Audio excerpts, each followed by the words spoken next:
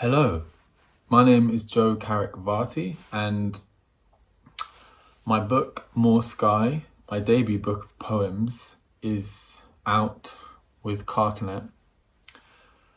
And I'm going to talk briefly now about the book. Well, I'm going to try to talk briefly now about the book. I feel in many ways kind of like the wrong person to talk about the book or to explain anything about the book. And that might be maybe a good place to begin. I've tried to film this video now a bunch of times, and I'm finding it quite difficult.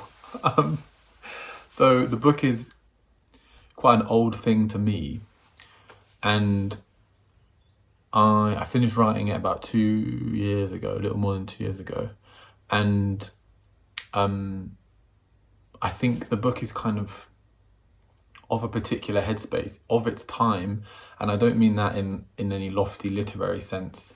I mean it was written by someone in their early mid-20s, living kind of vulnerably and precariously. Like it couldn't have been written, for example, I'd say the book could not have been written by someone with a family and a house and a driveway and a nice car and like a mortgage. It was written by someone, just during education, coming out of education, and like working kind of odd jobs. I was a bookseller for a while. I worked in bars. I was a postie for quite a while. I moved to London. So that kind of early 20s angst, in a way, preoccupied very much with the speakers of the poems, i.e. me, is definitely preoccupied in quite an adolescent way with childhood trauma. So there are definitely some buzzwords that I could ring off. Working class masculinity, violence, particularly as that pertains to violence within a family, hereditary, habitualized violence that is passed down through generations, class violence, systems of class, how violence can be passed down through working class men, especially carrying out violence that they have witnessed when they were a kid. And I think what that means, so the speakers are very much worried about like the future as it relates to the past, really. So thinking like, I think the book is concerned in a way with free will and like to what extent is life predetermined and how much of a life are we really living, like how much of life are we in control of.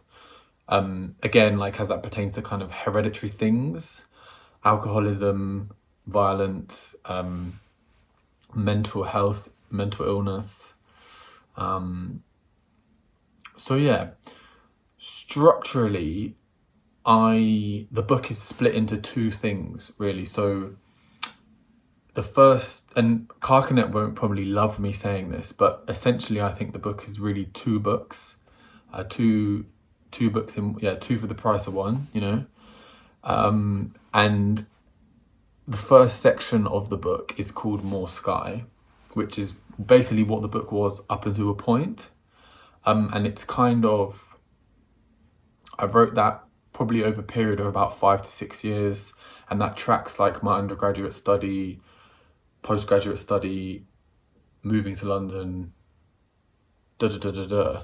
and I would say that book is very much like a traditional poetry book. It has, the poems all have titles, and some of them have stanzas, and there are some prose poems, and most of the poems are 1 page long or less, and that definitely deals with the idea of fatherhood, the idea of sonhood, more hereditary things, alcoholism, working class masculinity, and definitely kind of what that means for me, inheriting things. The second section of the book is called Skydoc, which I wrote very quickly, and it's more or less the same length. So each of the two sections are kind of the same length long, about 60 odd pages. And I wrote Skydoc in a month, so it's kind of weird.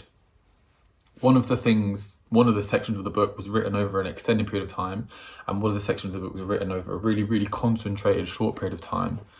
And I understand now, I've heard people say like the amount of time something took to write is like inherent in the form.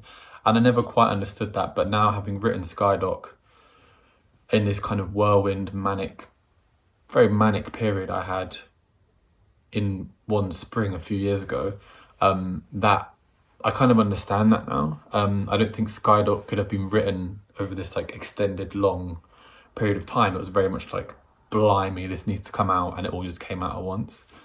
And that is very much, it's kind of a memoir. It's a long work. I'm kind of hesitant to call it a long poem. I don't really know necessarily exactly what it is, but it's like a book length work that deals with family.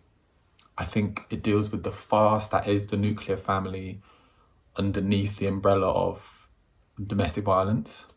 But it also deals with love, and I hope the book generally deals with love and our capacity, not in any preachy way, but our capacity to love, my capacity to love within a family, despite. I think the book is very much like I'm not interested in speaking for any kind of broader political thing or any lofty thing.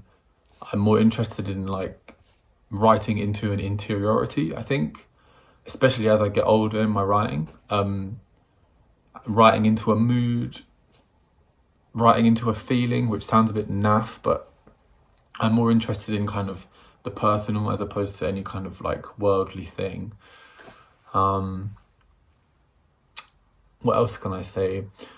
It was interesting when, having written both pieces, it was kind of like, ooh, maybe these are two separate books. But having spoke to John McAuliffe at Carcanet, we decided that